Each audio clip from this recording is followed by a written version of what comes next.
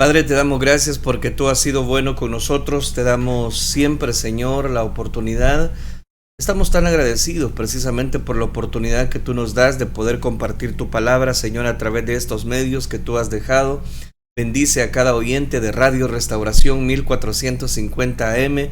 Bendice a las personas que nos sintonizan a través del internet y que pueda llevar mucha bendición a cada una de las personas. Suplicamos que sea tu Santo Espíritu redarguyendo, ministrando y cuidando nuestras vidas sobre todas las cosas, sabiendo de que tú tienes, Dios mío, control de nuestros corazones y que tú, Señor, eres el dador de la vida, el autor y consumador de nuestra fe.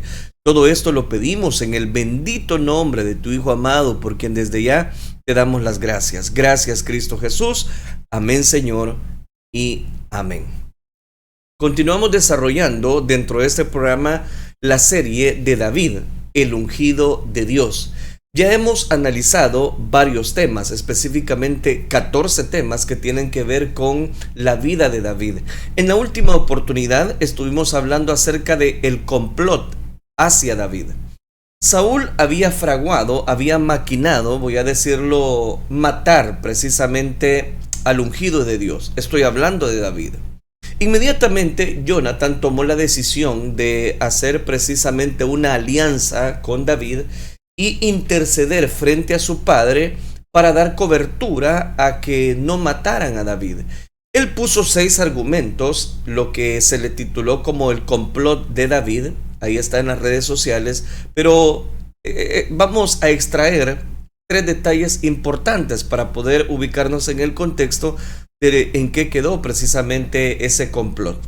En primer lugar, hablábamos de que en el ministerio de un ungido se necesita de un Jonathan que lo defienda cuando no puede defenderse. Es decir, todos nos necesitamos tarde o temprano. Y que esa autodefensa que presentó David por medio de Jonathan realmente fue extraordinaria. Y usted las puede encontrar precisamente en esa intercesión que Jonathan hace para con David frente a su padre. Pero ese complot, esa intercesión va más allá de lo que nosotros imaginamos. Yo hablaba acerca de un paralelo. Exactamente como Jonathan va a interceder precisamente por David, así Jesús intercede por nosotros ante su Padre. Intercede precisamente para dar cobertura a una salvación. Es importante que ese paralelo lo tengamos muy en cuenta. En segundo lugar, también estuvimos analizando el aspecto de que los amigos de David se demuestran ante la adversidad. Es decir, amigo no es aquel que solo está en los momentos buenos, en los momentos que siempre hay, digamos, cosas por hacer con ellos, como le sucedió en el caso al muchacho de la parábola del hijo pródigo, que cuando tuvo todos los bienes materiales, cuando tuvo toda la herencia, ahí sí tenía amigos, pero se termina la herencia, resulta que ya no tenía amigos y tuvo que comer algarroba de los cerdos. Esos no son amigos. Los amigos se demuestran cuando estamos en adversidades. Número 3, aunque David haya sido la parte ofendida, busca siempre una reconciliación. David logró, voy a decir, dar cobertura nuevamente ante el llamado precisamente que estuvimos analizando en la última oportunidad. Ahora bien, vamos a hablar acerca de el escape del ungido. Cómo David nuevamente tiene que verse involucrado en escapar ante la esquizofrenia que Saúl presentaba precisamente en su reinado. Para que me entienda, primer libro de Samuel, capítulo número 19, versículo número 8 al 10, dice la palabra del Señor. Después hubo de nuevo guerra y salió David y peleó contra los filisteos y los hirió con gran estrago y huyeron delante de él. Y el espíritu malo de parte de Jehová vino sobre Saúl, estando sentado en su casa, tenía una lanza a mano, mientras David estaba tocando. Y Saúl procuró enclavar a David con la lanza a la pared, pero él se apartó de delante de Saúl, el cual hirió con la lanza en la pared, y David huyó y escapó aquella noche. Amén. Dejamos hasta ahí la lectura. Por causa e intermedio de Jonatán, David regresó al palacio de Saúl y se le sometió nuevamente bajo la voluntad del rey. Leemos siempre dentro de la escritura en el versículo número 7. Por causa e intermedio de Jonatán, David, el ungido, regresó al palacio de Saúl y se le sometió. Note qué interesante. Ahí hay varias enseñanzas y las voy a manejar a manera de introducción, porque recuerde que quiero hablar acerca de el escape del ungido. En primer lugar, estuvo delante de él como antes, dice el versículo 7. David nunca cambia. Los ungidos nunca cambian. Son personas que perdonan, son personas que olvidan. Muy fácilmente se someten a realizar las cosas que hacían antes y de la misma manera en las que hacían. David pudo aprovechar esta oportunidad. Ajá, rey, ¿usted buscó matarme? No, yo regreso y me va a dar nuevamente la posición de comandante en jefe si usted me permite exigir las cosas. Platiquemos qué se necesita para que usted me reciba nuevamente en el palacio. David no se presentó.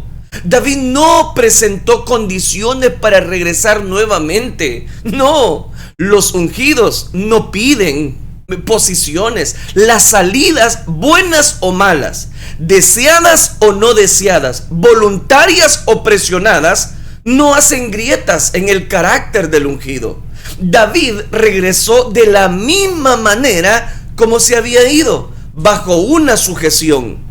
Para David no había problema mostrar sujeción en todas las áreas de su vida. David pudo dejar una posición, pero cuando Dios lo regresa a la misma, lo hace con el mismo espíritu, con el mismo entusiasmo, no pone condiciones. La razón, ¿cuál es? Bueno, le explico. La razón es que los ungidos no hacen las cosas por la posición, sino por el llamado. El llamado de Dios es el que responsabiliza, no el puesto. La ausencia del puesto no le quita a David la pasión por el llamado y el compromiso. Por eso dice la escritura en el versículo 7, ese como antes habla de sometimiento.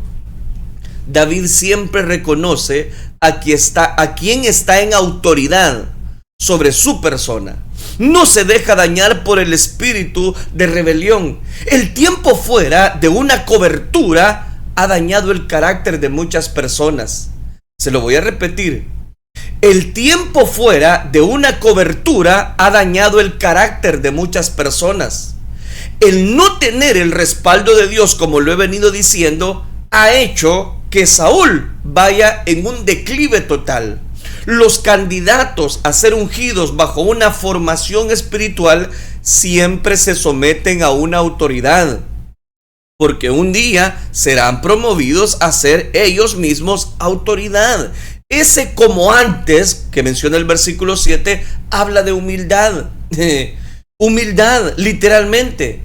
No hay orgullo, no hay espíritu de soberbia, superioridad, sobreestima. No empañan la imagen. Es por causa del espíritu humilde que se expresa como un siervo, voy a decirlo, que está presto para ser usado. La humildad no es ausencia, mi querido hermano, mi querida hermana, de carácter definido. No, ni tampoco una personalidad introvertida o tímida. No malinterpretemos conceptos. Es más bien la exteriorización del fruto del Espíritu Santo en medio de una persona. Ese, como antes, habla de coherencia. David, los ungidos son personas consecuentes, están abiertos a los cambios, pero no son volubles, saben echarle gana a las cosas. Sus reacciones no son por la emoción del momento, sino calculadas, planificadas y pensadas. Hay de aquellos que construyen bajo una emoción. El problema de construir bajo una emoción es que mientras está la sensación, la emoción en su máxima expresión, ahí están disfrutando con todo, dando cobertura. Pero si la emoción termina, toda aquella casa que se construyó con una emoción se viene abajo. En el palacio, David continuó portándose prudentemente. Él no regresó al palacio poniendo condiciones. Él no regresó al palacio diciendo, no, miren, aquí yo voy a ser el que mande, yo voy a ser el jefe. No, dice que se sometió a las órdenes y fue donde Saúl lo estaba comisionando. Interesante. Solo ahí, hermanos, hay una gran lección para nuestra vida de humildad. David no regresó pidiendo o sintiéndose importante en la casa del rey. No, él no puso ni tan siquiera condiciones. Simplemente, realmente le dijo, ¿tu padre me habrá perdonado? ¿Me habrá perdonado Jonathan, tu papá? Claro que sí. Ahora bien, vea lo que sigue. Versículo número 8. Sí, versículo número 8. Miren qué interesante.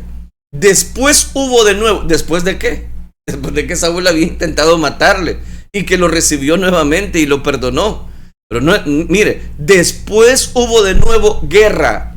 Y salió David y peleó contra los filisteos y los hirió con gran estrago y huyeron delante de él. No se pierda esto. David sabe quién es su verdadero enemigo. Sabe que su guerra no es contra sangre, contra carne, sino contra principados, contra potestades, contra los gobernadores de las tinieblas de este siglo, contra huestes espirituales de maldad en las regiones celestes.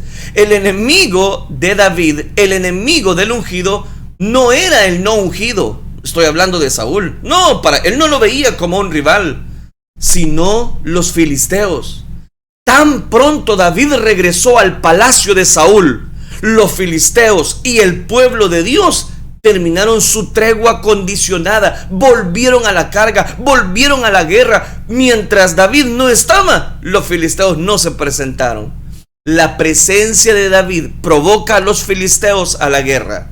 La presencia de David, la presencia de los que tienen el respaldo de Dios provoca al ejército enemigo. Primero, analicemos este versículo. Primero, después hubo de nuevo guerra. El mundo y la iglesia, la carne y el espíritu, el creyente y los demonios nunca harán las paces. ¿Me escuchó bien? Nunca. Hay una línea marcada. La guerra entre la luz y las tinieblas es continua. Ese hubo de nuevo guerra es algo que David sabe que tarde o temprano va a suceder. No podemos darnos licencias aun cuando tengamos ciertas indiferencias con Saúl, David y todo lo que está poniendo condiciones. No, David supo que nuevamente venían los filisteos y David se prepara. No era tiempo de estar platicando con el rey. No era tiempo de estar poniendo condiciones. Se levantan los filisteos, pero también se levanta él. Dice, hubo de nuevo guerra. Usted tiene que saber que el enemigo no descansa. Es algo que David sabe. Tarde o temprano va a suceder. Hay que estar listos para la guerra espiritual. No podemos estar perdiendo el tiempo en esto, en lo otro, y qué controversia, y esto no me gusta, esto sí me gusta, aquello no me gusta, esto sí. No, estamos en guerra. Y David lo sabía. Tan lo sabía que él estaba listo para esta guerra. Esta confrontación puede surgir en cualquier lugar y en cualquier momento. Muchos, al ver todo tranquilo, se echan a dormir. Dejan de velar. ¿Y qué pasa? El enemigo lo sorprende. David pudo estar atemorizado y decir, y ahora Saúl me va a matar. ¿Y qué voy a hacer? ¿Me escondo? No me escondo. Si me ve acá en la casa real, ¿será que me va a tirar una lanza? ¿Me va a tirar otra lanza? ¿O va a buscar matarme? A David no le importaba nada. Se levantan los filisteos, pero él se levanta también y dice, ¿quién va a desafiar nuevamente al pueblo de Dios? Aquí estoy yo. David estaba listo. Y usted está listo. Ahí en ese país donde Dios lo ha llevado. Ahí en ese lugar. Precisamente en su hogar. ¿Usted está listo para combatir? ¿Sabe que el enemigo no descansa? ¿Sabe que el enemigo muchas veces a través de lo que nuestros hijos ven por medio del celular, del teléfono, de la tablet, del televisor, sabe que en esas series están siendo ellos bombardeados? Y usted no está presto, no está en posición de guerra. Hubo de nuevo guerra. Implica que las pruebas no se terminarán. Habrá un tiempo de tranquilidad aparente. Habrá un tiempo que quizás nosotros, hey, mire qué bonito, todo está bien, no tenemos problemas, no tenemos dificultades. No se confíe, no se duerme en sus laureles. El enemigo nunca descansa. El enemigo ha venido para matar, hurtar y destruir. Habrá un tiempo de tranquilidad aparente, pero no dejemos de utilizar los binoculares de la fe, el radar de la oración. El radar de la oración siempre nos va a avisar cuando el enemigo esté presto. El enemigo está ahí esperando su momento y volverá a arremeter contra nosotros. Y si usted no está preparado porque todo está bien aparentemente, lo va a tomar por sorpresa. ¿Cuántos cristianos no los ha tomado por sorpresa porque dejaron el radar de la oración, porque dejaron que sentimientos negativos les robaran la paz interior? Hubo de nuevo guerra. ¿Y Saúl dónde está? Saúl está maquinando, ya lo vamos a ver, está maquinando cómo poder matar a David. Y David no estaba pensando cómo levantar su mano contra Saúl. No, lo que está pensando es, vienen los filisteos, hay que salir a la guerra, vamos. Segundo, y salió David y peleó contra los filisteos, dice el versículo 8. No se puede esperar que el enemigo ataque primero. Lo voy a repetir. Usted no puede esperar que el enemigo ataque primero. Si sabemos su posición, vayamos al ataque, salgamos. En las trincheras, en barricadas o campamento, no le afligiremos mucho. No le haremos daño al enemigo. Vayamos fuera. Hay que pelear. Hay que hacerlo para ganar. Muchos presentan muchos análisis estratégicos, lo cual está bien. Pero lo que más se necesita es campo de batalla.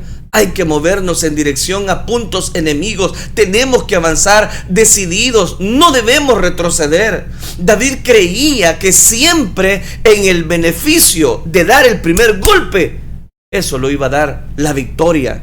Se recuerda, el ungido tiene la iniciativa, va por las cosas. Al enfrentar a Goliat, allá en el capítulo 17, que ya lo analizamos, David dice que se dio prisa.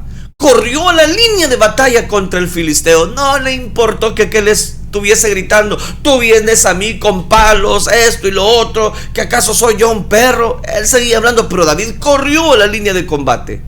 Ahora se nos dice, en este capítulo 19, versículo 8, y salió David y peleó contra los filisteos. Muchos están esperando que el enemigo ataque primero, para luego ellos responder. Desean ser caballerosos con el enemigo. No, mire, Satanás no es caballeroso con usted. Satanás no le pide permiso para que usted vaya y peque. No, el enemigo no está jugando. No podemos esperar que el enemigo nos declare la guerra y nos invite a pelear. Vamos a declarársela a nosotros, a dar cobertura, a dar pelea. Si no lo hacemos, nos dormimos en nuestros laureles. Tercero, siempre en el versículo 8, y los hirió, dice la escritura, con gran estrago, y huyeron delante de él. El enemigo no puede ser acariciado. ¿Me escuchó bien? Hay tantos que acarician, ¿verdad?, el enemigo. Hay tantos que acarician el pecado. El enemigo no puede ser acariciado. Tiene que ser herido. Y los hirió, dice, con gran estrago, y huyeron delante de él. Hay que darle con todo, con ganas, hasta que tenga que huir. El enemigo tiene que huir. Lo hará porque él es un cobarde. El diablo es cobarde y los demonios son cobardes, pero usted y yo hemos sido hechos valientes. Somos valientes. Esfuérzate, soldado. Sé valiente. No temas ni desmayes, porque Jehová tu Dios estará contigo donde quiera que vayas. Interesante que David en este momento está listo para la batalla. David dice que lo hizo retroceder al enemigo, corrió a la línea de batalla y en tercer lugar los hirió con gran estrago y huyeron delante de él. Hago una pausa en el estudio. Pregunto, ¿y usted está listo? ¿O deja que el enemigo tome la iniciativa con usted? ¿O deja que el enemigo empiece a acariciarlo a usted? De tal modo que usted no puede poner un alto ante esa situación que sabe que a Dios le desagrada, que sabe que le está robando su bendición espiritual, que sabe que usted no ha logrado poner un alto en el camino. Cuidado, ojo, abra los ojos. Danger, peligro. Pero vea lo que dice en el versículo número 9. Y el espíritu malo, otra vez. Esta es ya la tercera vez que la Biblia registra esto. Y el espíritu malo de parte de Jehová vino sobre Saúl. Y estando sentado en su casa, tenía una lanza a mano, mientras David estaba tocando. Analicemos ese versículo. La reincidencia, le llamo yo a este punto. Ya habían pasado varias cosas. Debe entenderse la expresión y el espíritu malo de parte de Jehová vino sobre Saúl. Debe entenderse cómo. Y el espíritu malo permitido por Jehová vino sobre Saúl. Esa naturaleza dañada de Saúl, aunque presentaba muestras de cierta reparación, de vez en cuando volvía a sufrir daño. Volvía a ser capturado. Su espíritu le controlaba, se controlaba por un tiempo. Presentaba señales de salud mental, pero decaía de nuevo. En su vida no había una entrega total. Todavía no renunciaba de muchas cosas, particularmente, precisamente, a sí mismo. Saúl no quería ayudarse. Se tranquilizaba, pero no se sometía a Dios y a su palabra. Arreglaba las cosas a su manera y no dejaba que Dios las arreglara. Todavía estaba muy lleno de Saúl, demasiado vacío de Dios. Mientras no nos vaciamos de nosotros para llenarnos de Dios, no tendremos la victoria. Se lo ruego y se lo repito.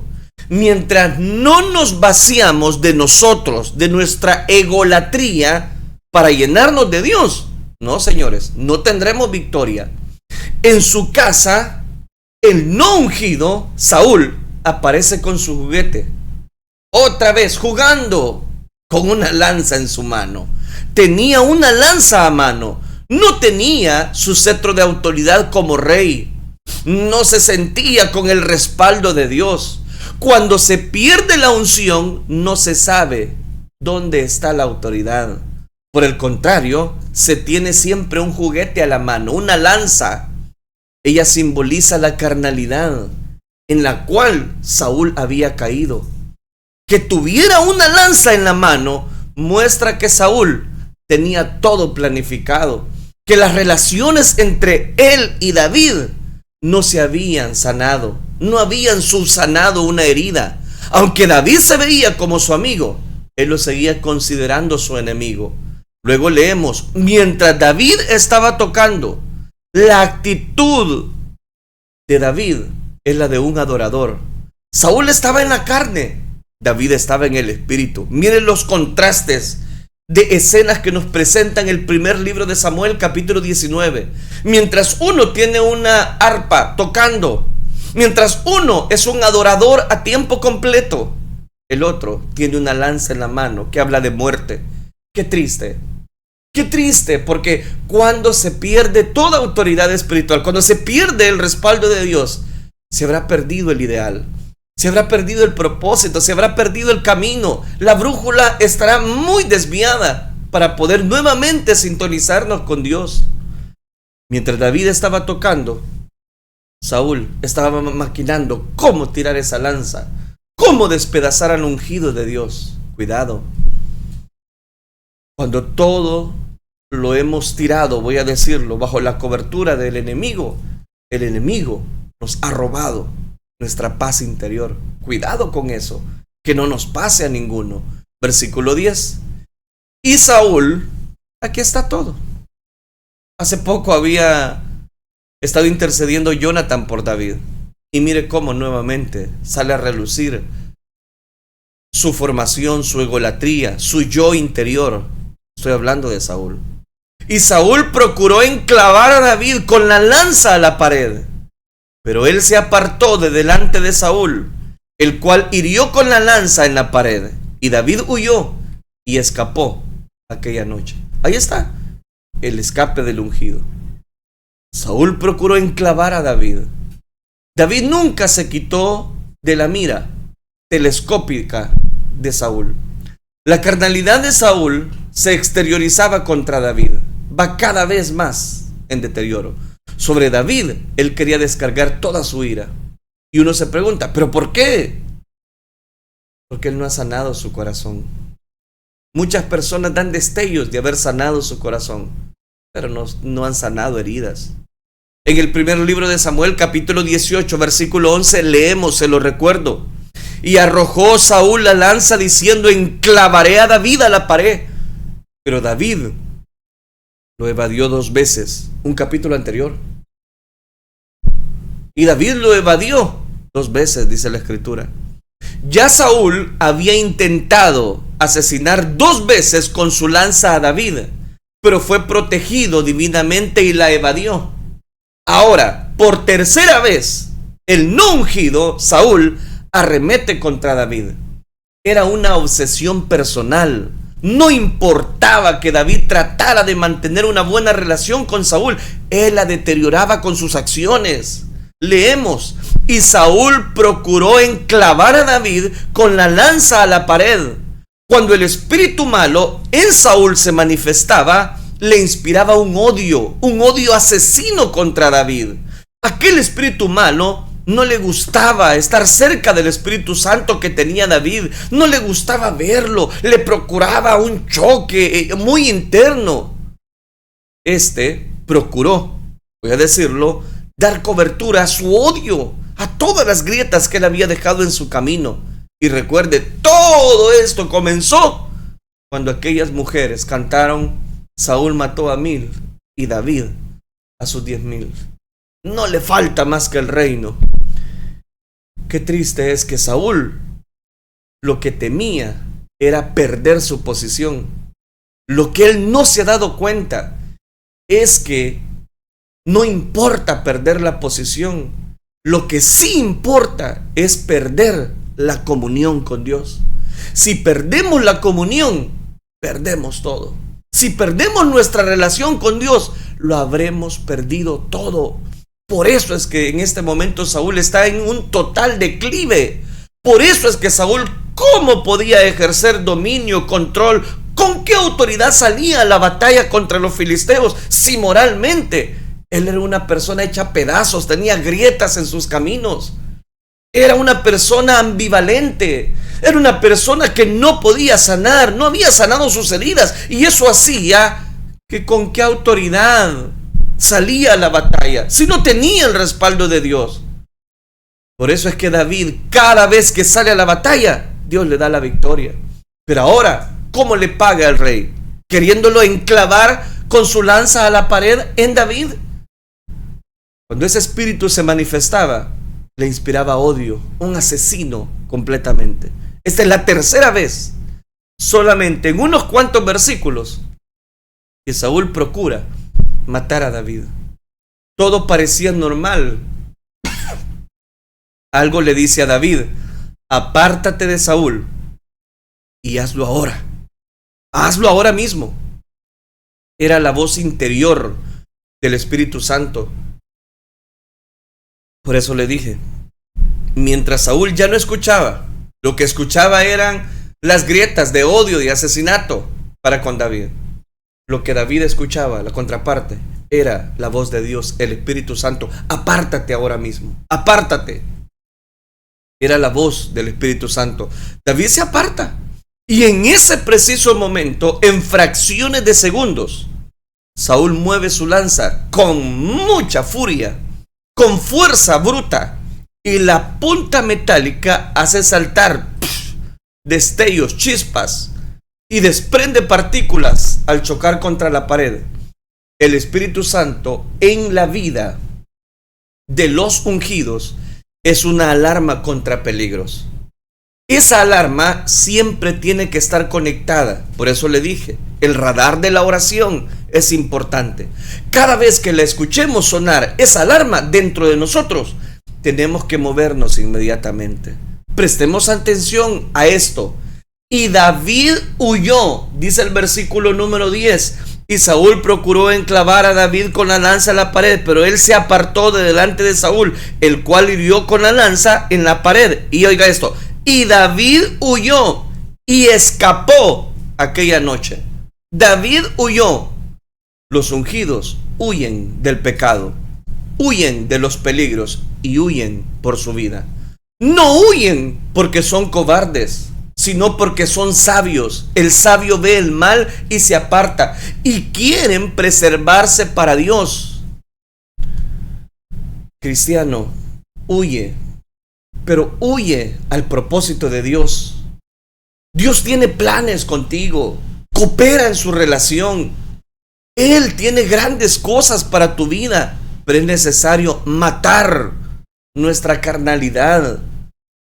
Hay muchas personas que nunca supieron huir a tiempo, nunca lograron escapar de aquellos ofrecimientos que tanto el enemigo precisamente vino a endulzarles sus oídos, de grandezas, de popularidad, de esto y de lo otro. Miren, los ataques del enemigo siempre son lo mismo. David no peleó, David no discutió con Saúl. Bueno, rey, y otra vez que no dijo que ya me había perdonado, pues, ¿y ahora qué vamos a hacer? Ah, no, yo ahora voy a sacar la lanza y ahora lo voy a enclavar yo a él. David no le devolvió la lanza airado, ni lo maldijo. Sencillamente, ¿qué hizo? Se fue, se alejó, huyó de aquella situación. Escúcheme, los ungidos son personas tranquilas, que no responden agresión con agresión. No está en ellos la ley del talión. Mejor huyen y no se rebajan al nivel de su oponente. Saúl perdió la vergüenza, pero David la mantuvo. Finalmente consideremos esta cláusula: y escapó aquella noche. Por favor, sea como José antes, cuando en ese momento la esposa de Potifar venía para seducirlo.